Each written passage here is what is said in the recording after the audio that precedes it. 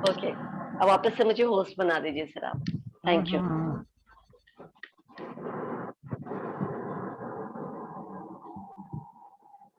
ठीक है, हम लोग स्टार्टिंग पर रहते लास्ट क्लास में। मैं स्क्रीन शेयर करती हूँ। कुछ पूछना है? एक मिनट, स्क्रीन शेयर करने के लिए मुझे 2 मिनट टाइम लगेगा।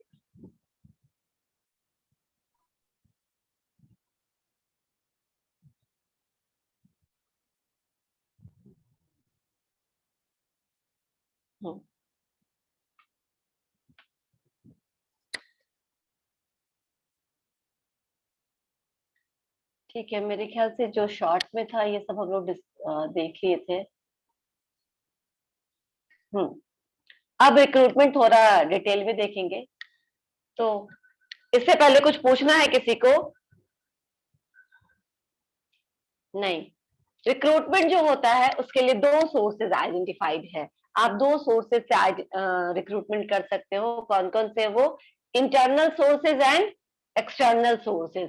इंटरनल सोर्सेज यानी कि ऑलरेडी जो आपके ऑर्गेनाइजेशन में अभी आप पेरोल पे जो लोग हैं उनके उस सोर्स को इस्तेमाल करते हुए जब हम रिक्रूटमेंट करते हैं, जब हम लोगों को एप्लीकेंट को अट्रैक्ट करते हैं, नंबर ऑफ एप्लीकेशन हमारे पास आता है, just due to using those internal sources, those employees who are already in our payroll, तो हम उसको इंटरनल सोर्सेज से रिक्रूटमेंट बोलेंगे।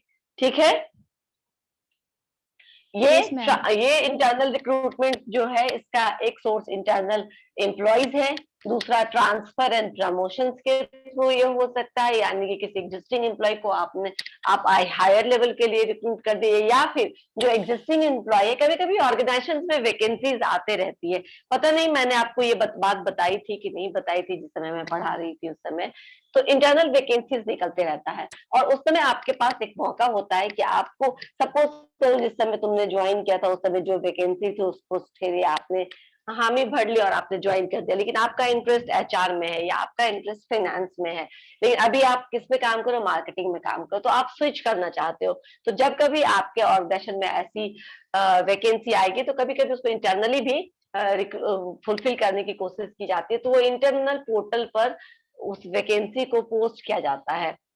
और जो लोग एग्जिस्टिंग एम्प्लॉय होते हैं जो किसी और डिपार्टमेंट में काम करते हैं, वो अगर अपना रोल चेंज करना चाहते हैं, अपना डिपार्टमेंट चेंज करना चाहते हैं, अपना प्रोफाइल बदलना चाहते हैं, तो वो क्या कर सकते हैं? अप्लाई कर सकते हैं। अगर आपका हो जाता है तो वो आप एप्लीकेशन तो दे सकते हैं उस जॉब के लिए, और आपका अगर हो जाता है तो आप क्या होगा, आपको उस डिपार्टमेंट में डाल दिया जाएगा और आपके जगह पे जो वैकेंसी आएगी उसको फिर किसी इंटरनल या एक्सटर्नल सोर्सेज से भर लिया जाएगा। तो ट्रांसफर और प्रमोशन भी एक इंटरनल रिक्रूटमेंट का सोर्स होता है। समझ में आया? Yes ma'am. मैम एक और ये एग्जांपल हम बता लोगों के देते साथ। हैं। हाँ हाँ, बताइए। मैं बताऊं या आप लोग कुछ बताने वाले हैं?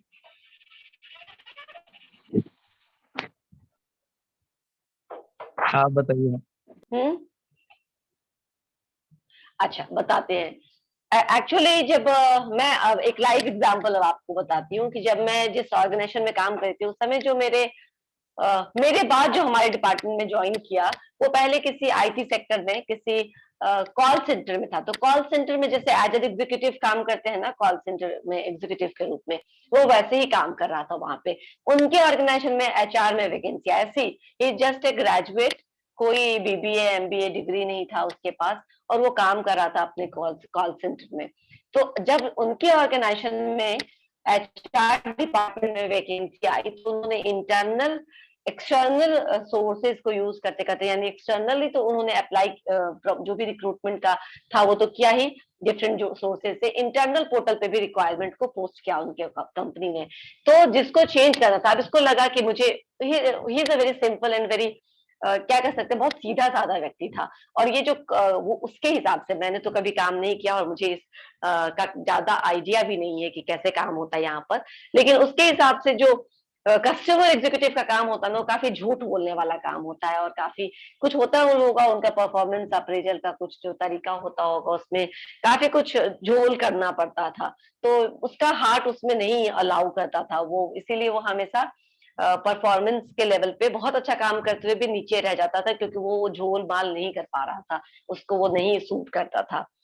तो उसने क्या किया कि सोचा है शांति से काम करेंगे, तो एचआर डिपार्टमेंट के लिए उसने अप्लाई कर दिया और बाद में वहां पे असिस्टेंट एचआर मैनेजर में उसका पोस्टिंग भी हो गया। जो भी था, ठीक है ना, एक्सपीरियंस के बेसिस पर, उसके काम के बेसिस पर, और जो इंटरव्यू और जो उसके जो भी करना था उसको वो सब क्लियर किया उसने और उसको हो गया। वहां उसने 1 साल 1.5 साल एज एन एचआर काम किया और अब लास्ट 10 to 12 ईयर से वो एज एन एचआर ही काम कर रहा है डिफरेंट कंपनी में। मैं हमारी कंपनी में जब हम लोग साथ थे तो वहां काम किया, फिर उसने दूसरा कंपनी स्विच किया तो वहां पे भी एचआर पे गया। तो ये क्या होता है कि आपको भी एक इस तरीके से अपना प्रोफाइल, अपना करियर बनाने का अवसर आपको आपकी कंपनी भी देती है कभी कभी, जहां आप काम कर रहे होते हैं। ठीक है, नॉर्मली दूसरी कंपनी में नहीं इंटरटेन किया जाता, लेकिन सिंस उसी कंपनी में उसने एज एन एचआर का करियर और जो भी काम होता है वो संभाला, तो उसको दूसरे कंपनी में भी एज एन एचआर का काम मिलने लगा। अब एचआर असिस्टेंट एचआर से उसने काम शुरू किया था, अब वो सीनियर एचआर होगा या फिर एचआर मैनेजर होगा जिस भी कंपनी में होगा, या फिर जो भी होगा, राइट। तो इस तरीके से क्या होता है कि अब समझ में आया कि कैसे ट्रांसफर हुआ, यानी कि कॉल एग्जीक्यूटिव का ट्रांसफर हो गया एचआर डिपार्टमेंट में, राइट। समझ में आया ये यस यस मैम। कैसे Yes, इंटरनल ma'am. सोर्सेज से इंटरनली आपने अप्लाई किया, यू बिकम द एप्लीकेंट, और अब आपके एप्लीकेशन से, जैसे हमने एक्सटर्नल लोगों का रिक्रूटमेंट किया है, जैसे एक्सटर्नल लोगों का इंटरव्यू लिया है, वैसे ही आपका लिया एंड यू गेट सिलेक्टेड, तो आपके पास क्या एक मौका है उस तरीके से भी काम करने का। क्लियर हुआ। और एक होता है एम्प्लॉय रेफरेंस। एम्प्लॉय रेफरेंस क्या होता है कि जो एग्जिस्टिंग एम्प्लॉय है वो खुद नहीं अपना पोजीशन चेंज करना चाहते, वो जहां है वहां वो काम कर रहे हैं और ठीक है, लेकिन आप उनको बोल सकते हैं कि आपके कोई फ्रेंड, कोई रिलेटिव्स, कोई बहन, कोई भाई, कोई नेबर अगर कोई जॉब को सर्च कर रहा है और आप तो हमारे यहाँ ये वैकेंसी है, आप उनको बोलिए कि हमारे यहाँ अप्लाई करें। तो एक ये भी सोर्स होता है जहाँ पे आपको कोई बोलते हो ना, ठीक है हमारी कंपनी में सीवी भेजो, वैकेंसी आने पर हम आपको देंगे। Actually that is a data bank. उस कंपनी के लिए आपका सीवी एक डेटा बैंक की तरह काम करता है। जब कभी भी उनको रिक्वायरमेंट होगा, they can call you for interview, और अगर आप पे होगा, आप if you can clear that particular interview, तो आपको वहां पे सिलेक्शन का चांसेस होगा।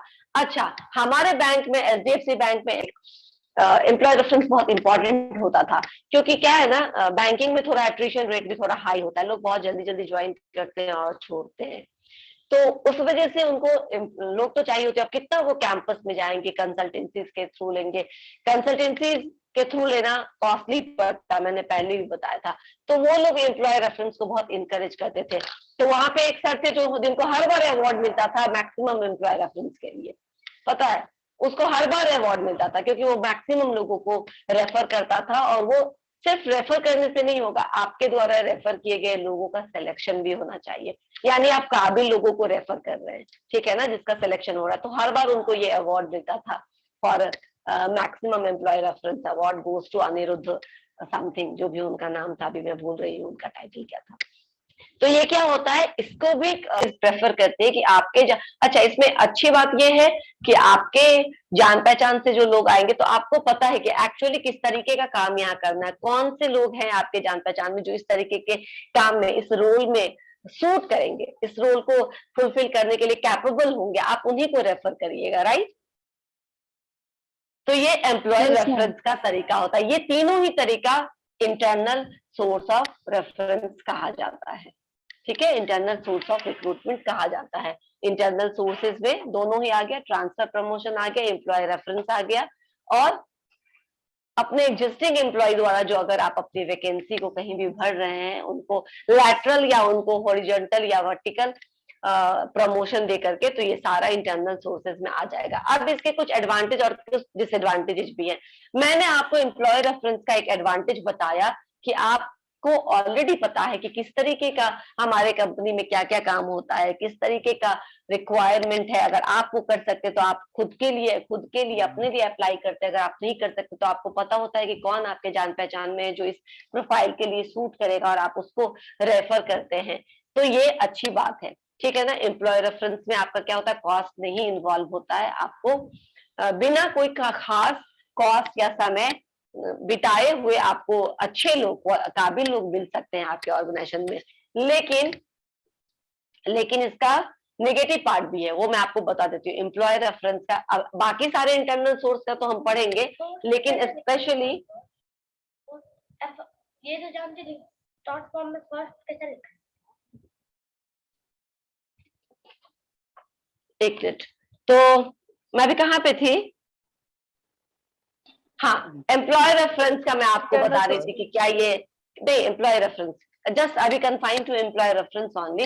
एम्प्लॉय रेफरेंस का नेगेटिव पॉइंट भी है, पॉजिटिव पॉइंट है कि ये बहुत ज्यादा इकोनॉमिक है, बहुत ज्यादा इफिशियंट है, बहुत ज्यादा टाइम कंज्यूमिंग नहीं है। लेकिन नेगेटिव एस्पेक्ट ये है कि जब आप कभी मैन्युफैक्चरिंग या प्रोडक्शन या किसी ऐसे यूनिट के लिए एम्प्लॉय रेफरेंस का चयन करते हैं तो वहां पे एक आदमी बहुत सारे लोगों को रेफर कर रहा है। खासकर मैं ऑपरेटिव लेवल के लिए बोल रही हूँ, लेबर्स या वर्कर्स के लिए बोल रही हूँ। अगर आप यहाँ एम्प्लॉय रेफरेंस का यूज करेंगे तो ऑब्वियसली आपको वर्कर्स तो बहुत मिल जाएंगे, लेबर्स तो बहुत मिल जाएंगे, क्योंकि एक लेबर के पहचान से आपको 10, 20, 50 लेबर्स मिल सकते हैं ना।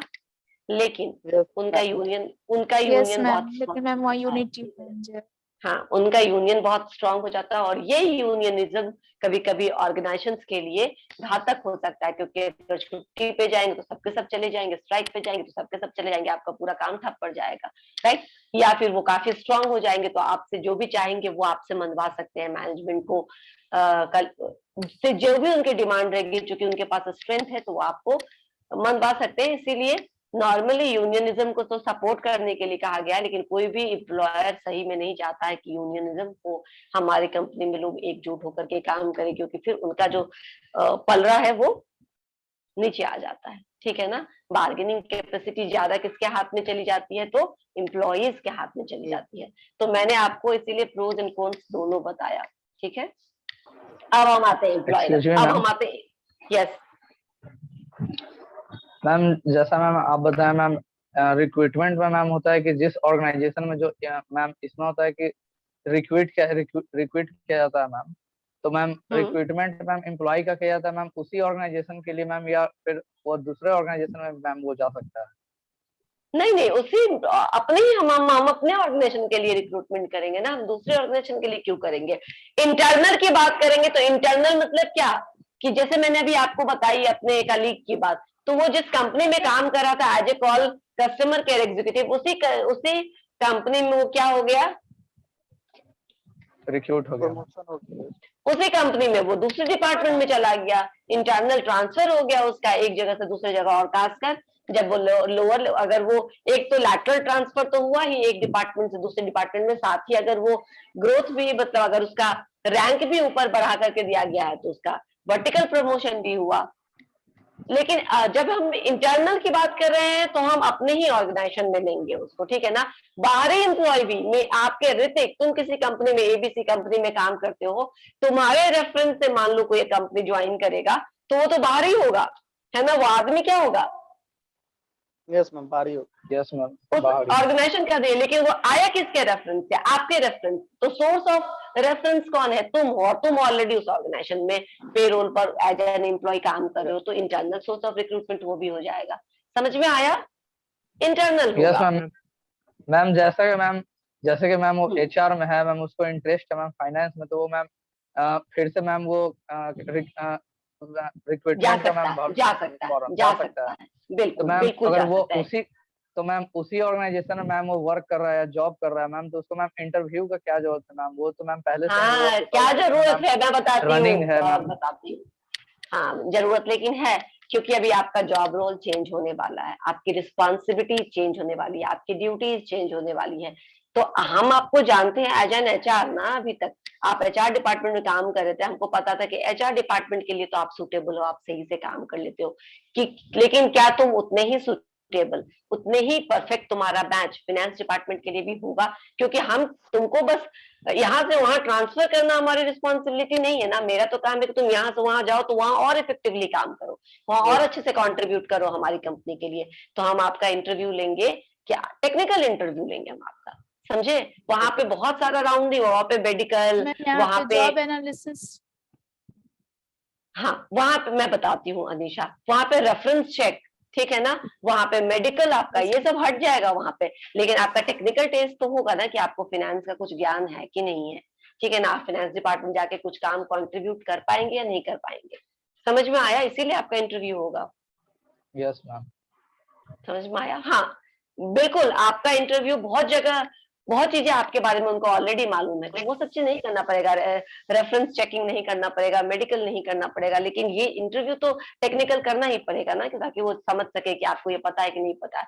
अनिशा, आप तुम अपना क्वेश्चन बोलो। यस मैम, तो मैम जॉब डिस्क्रिप्शन इसमें चेंज हो जाएगा जब जॉब इंटरव्यू डिस्क्रिप्शन होगा चेंज हो जाएगा, जॉब डिस्क्रिप्शन चेंज हो जाएगा तभी तो वो इंटरव्यू क्योंकि अब देंगे। किसी और बिल्कुल पोस्ट के लिए इंटरव्यू होगा। बिल्कुल।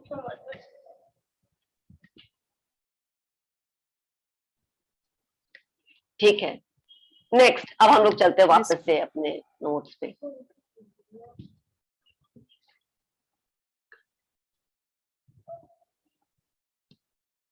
Now internal sources of recruitment में क्या मेरिट है और क्या डिमेरिट है, ये हम लोग देखेंगे।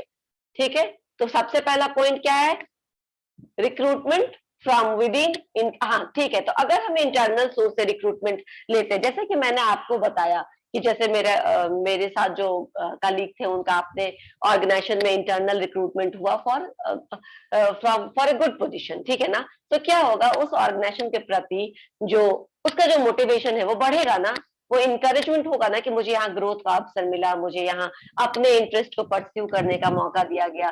तो क्या होगा, ये एक तरीके का internal source of recruitment encourage करता है एम्प्लॉय को, और एम्प्लॉय को इफिशिएंटली क्या करता है, वो टॉप पोजीशन तक ले जाने में हेल्प करता है, यानी ऊपर की तरफ आपका कैरियर ग्रोथ जाएगा, जिससे आपको इंकरेजमेंट मिलेगा। Organisation would be able to choose the right people for the vacant position on the basis of track records of the employee। ठीक है, जैसे कि ऋतिक ने बोला कि उसको तो मालूम ही था, तो मेरा क्यों इंटरव्यू लेगा, आपका टेक्निकल इंटरव्यू लेगा, लेकिन बाकी ट्रैक रिकॉर्ड्स उसके पास है, तुम मेहनती हो कि नहीं हो, तुम डेडिकेटेड हो कि नहीं हो, तुम ऑनेस्ट हो कि नहीं हो, तुम क्या टाइम से आते हो, पंक्चुअल हो कि नहीं हो, ये सब ट्रैक रिकॉर्ड उनके पास है। ठीक है ना, और इन सब ट्रैक रिकॉर्ड के बेसिस पर वो सही तरीके के लोग को चुन पाएंगे उस काम के लिए। समझ में आया। तो जो सिलेक्शन ऑफ, देखो बाहर से किसी को चुनना और अंदर से ही किसी को ले लेना, दोनों में फर्क होगा। बाहर से लोगे आप, कितना भी आप फूक फूक के लोगे, आपको महीने 2 महीने 6 महीने बाद ही पता चलेगा कि आपका जो रिक्रूटमेंट था या जो सिलेक्शन का प्रोसेस आपने किया वो सही हुआ या नहीं हुआ, क्या वो आदमी इफेक्टिव था या उस पर्पस को सॉल्व कर पाया जिस पर्पस से आपने लिया था। लेकिन इंटरनल सोर्सेस ऑफ रिक्रूटमेंट के लिए बहुत कुछ क्या रहता है, ऑलरेडी आपको मालूम होता है, तो यू कैन अश्योर कि आपने सही तरीके के लोगों को, एम्प्लॉय को अपर पोजीशन के लिए या दूसरे वैकेंट पोजीशन के लिए आपने क्या किया है, बढ़ा है, क्योंकि आपके पास उस एम्प्लॉय का ऑलरेडी ट्रैक रिकॉर्ड्स है। ठीक है। यस थर्ड है, employees need little training as they know the major operations and functions of the organisation. जैसे कि एम्प्लॉयर को ऑलरेडी मालूम होता है कि ये आदमी कैसा है, एम्प्लॉयर को अपने एग्जिस्टिंग एम्प्लॉय के बारे में बहुत ज्यादा इंफॉर्मेशन पहले ही होता है, उनका परफॉर्मेंस अप्रेजर के रिकॉर्ड के बेसिस पे, उनके एम्प्लॉयमेंट रिकॉर्ड के बेसिस पर।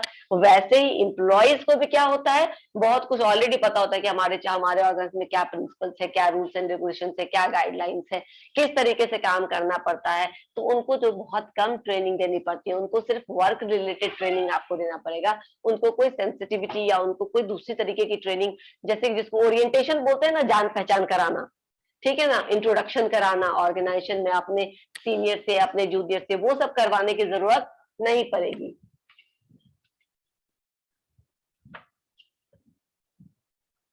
ठीक है। Yes yes ma'am. नेक्स्ट, उसके बाद क्या है, the expenditure is relatively less. मैंने पहले ही बताया, जो इंटरनल सोर्स ऑफ रिक्रूटमेंट है वहां पे जो एक्सपेंडिचर है, यानी वो बहुत इकोनॉमिक है। इकोनॉमिक मतलब बहुत कम पैसा उस पर खर्चा होता है, नॉर्मली ज्यादा पैसा उसके लिए खर्चा नहीं किया जाता है, क्योंकि आपने क्या है, किसी को ना आपको कंसल्टेंसी को देना है, ना किसी पर पेपर में भी हम एडवर्टीजमेंट निकालते तो हमको देना पड़ता है, जितना स्पेस हम लेंगे उस स्पेस के हिसाब से हमको देना पड़ता है ना पब्लिशिंग पेपर को पैसा। Yes ma'am.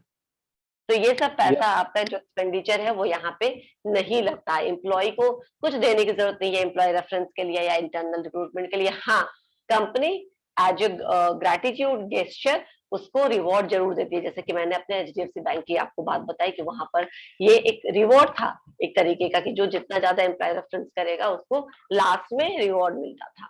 Okay, next, internal recruitment improves the morale of the employee. Employee को भी मोरल बूस्टअप होता है इंटरनल रिक्रूटमेंट से। जैसे कि मैंने आपको पहले पॉइंट में बताया था कि उनको क्या लगता है, उनको इंकरेजमेंट मिलता है, दे थॉट दैट उनके लिए यहाँ पे चांसेस है ग्रोथ का, उनके लिए चांसेस है कि उनको प्रेफरेंस मिल रहा है आउटसाइडर के ऊपर। आउटसाइडर हो सकता है कोई आ सकता था, लेकिन नहीं, कंपनी ने किसको प्रेफरेंस किया, पहले अपने एग्जिस्टिंग एम्प्लॉय को प्रेफरेंस दिया। जब भी प्रमोशन की बात हुई, जब भी कोई अच्छे पोजीशन पे काम करने की बात आई, तो फिर आउटसाइडर्स को, उसके बाद आउटसाइडर्स के पास हो गए। तो ये भी क्या होता है कि लॉयलिटी अपने एग्जिस्टिंग एम्प्लॉयज में क्रिएट करने का एक तरीका है। क्लियर हुआ ये सारा merit? Yes yes ma'am. Ma'am. ठीक है, अब डिमेरिट। डिमेरिट क्या हो सकता है? कॉन्फ्लिक्ट में राइज हो सकता है मैम इसका। मैम फेवरेटिज्म हो सकता है जब एम्प्लॉइज हाँ, इंटरनल नहीं, होंगे सबसे तो। पहला, हाँ, सबसे पहला बिल्कुल फेवरिज्म हो सकता है इंटरनल सोर्सेज में। Very good. सबसे पहला जो है, it encourages new blood from entering into the organisation. New blood यानी कि यंग ब्लड को, जो आप लोग हैं, जो जिनके पास इनोवेटिव आइडियाज हैं, जो नया नया टेक्नोलॉजी को हैंडल करना जानते हैं, ये सब चीज आपके एग्जिस्टिंग एम्प्लॉय में हो सकता है कि वो नहीं हो। ठीक है, और कहीं ना Yes, कहीं ma'am. आप जो न्यू आइडिया को, क्रिएटिव आइडिया को, इनोवेटिव हैंड्स को हैम्पर कर रहे हो अगर आप एक्सटर्नल सोर्सेज से नहीं ले रहे हो लोगों को तो। ठीक है। सेकेंड है, द ऑर्गेनाइजेशन में B deprived of young talent, जो मैंने अभी आपको बताया कि न्यू ब्लड को, यानी न्यू ब्लड यानी more enthusiastic people, more they are, वो ज्यादा कर्मठ होते हैं, ज्यादा काम करने के लिए, परिश्रम करने के लिए, और अपना पॉइंट प्रूफ करने के लिए ज्यादा रेडी रहते हैं कि मैं ये करके दिखा सकता हूँ। उसी तरह जो यंग टैलेंट है उसका इनफ्लो को आप रोक रहे हो अगर आप इंटरनल सोर्सेज से ही सारा रिक्रूटमेंट लो लोगे, तो क्या होगा कि आप यंग जनरेशन को, न्यू आइडियाज को से अपने ऑर्गेनाइजेशन को डिप्राइव कर रहे हो, वंचित रख रहे एक्सक्यूज हो। मी मैम, और मैम हाँ, प्रशांत कॉल कर रहा है वेटिंग में। Okay, just a minute.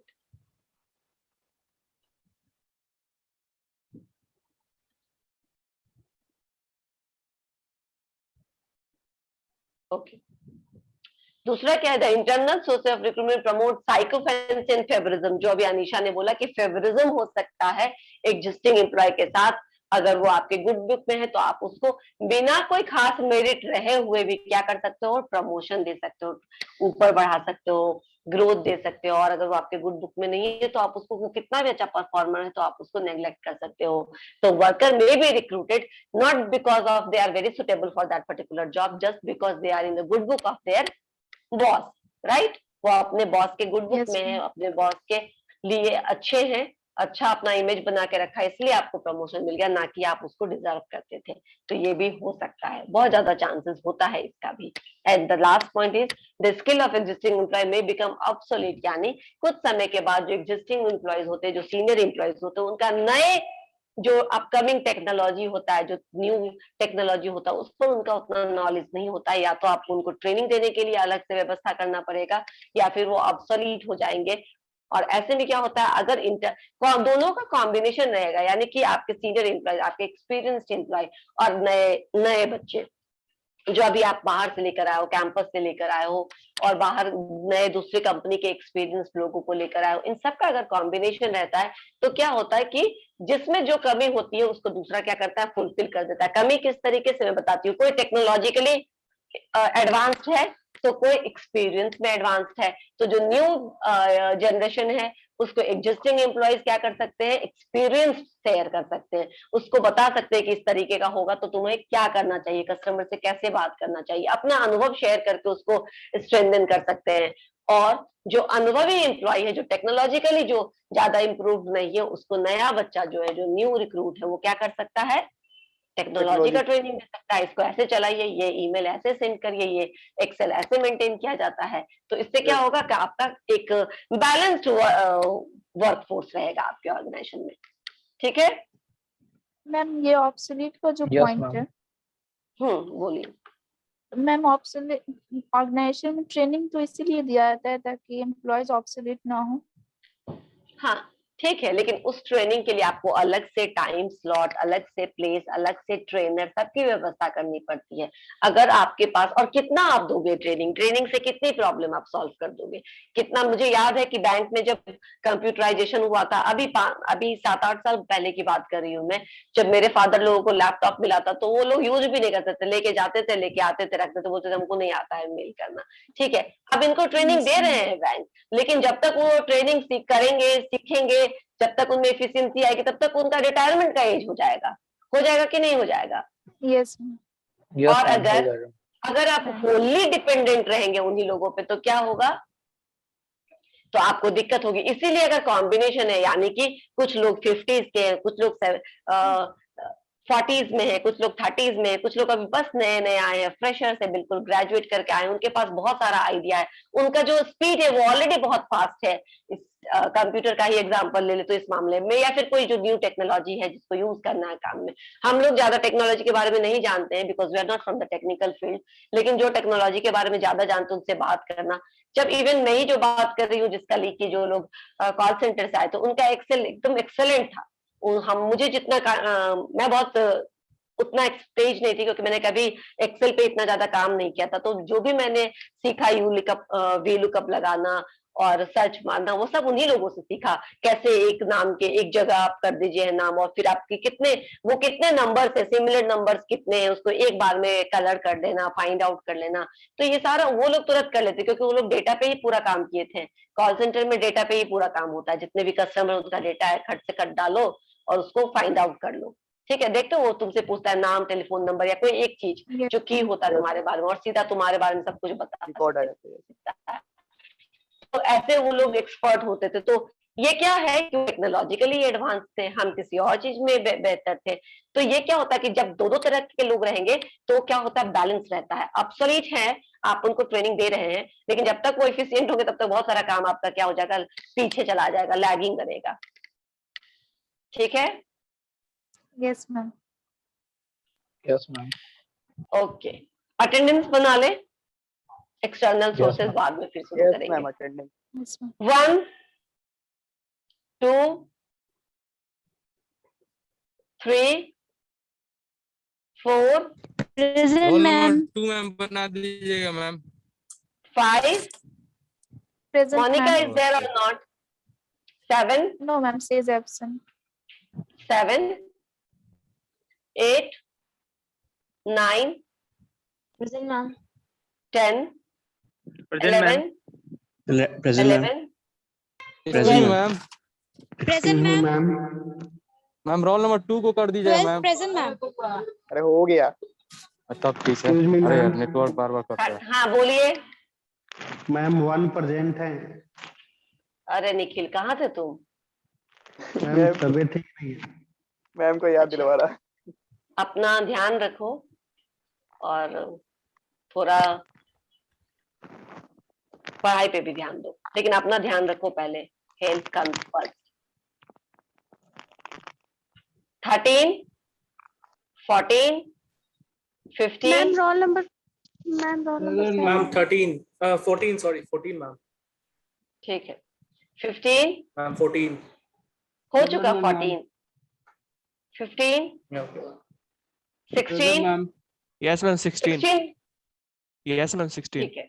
17 18 present ma'am 19 18 present कहाँ मैम। रहते हो? 19 20 present ma'am. 21 20 present, okay. 21 22 23 24 23 Present, ma'am. 24 हो गया। 25 Present, ma'am. 26 27 28 29 present ma'am 29। Okay.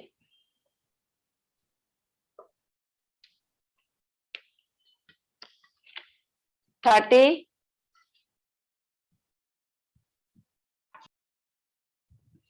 30 31 32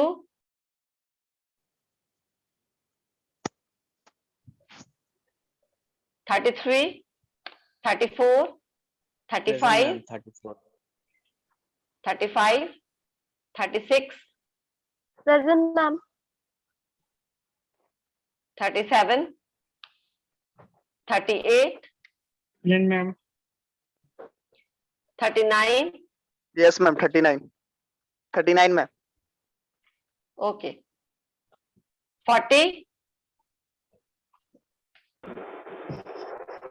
50, 40 का 41,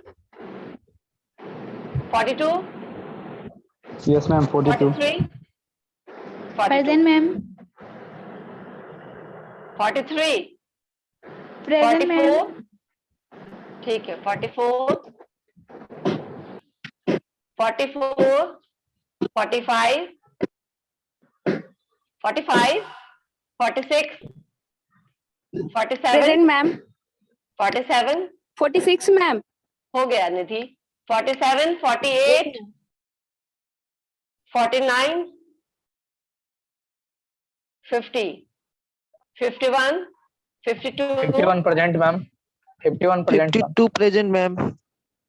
ठीक है हो गया दोनों का। 53, 53, 54, 55, 56, 57, present ma'am. 57 present, okay. 58, Present, ma'am. 58. 59, Yes, ma'am. 60,